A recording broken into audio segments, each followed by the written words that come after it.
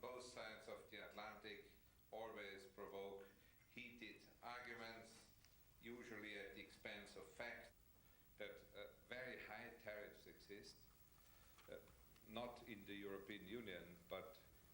if one would address tariff cuts for very... We would like to give the consumers a choice, and for that reason we need proper labeling requirements, and the final decision on the labeling rules was also made 1 week ago, and in combination with the labeling rules we introduced also new traceability rules, so that we can trace back a product to the origin where it comes from. It seems to me worthwhile to discuss this issue. With this set of rules,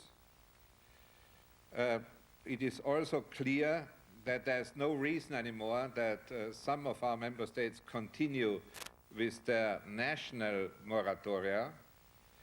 and therefore my colleague David Byrne is preparing the authorization of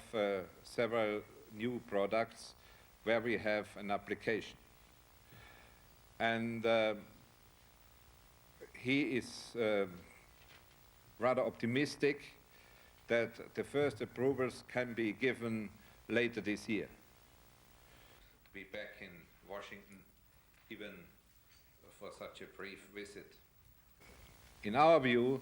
there is therefore no reason whatsoever anymore to challenge the European Union in a panel before the WTO, because in our view,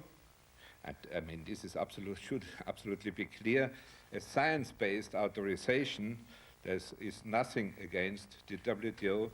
and also a labeling which applies in a way so that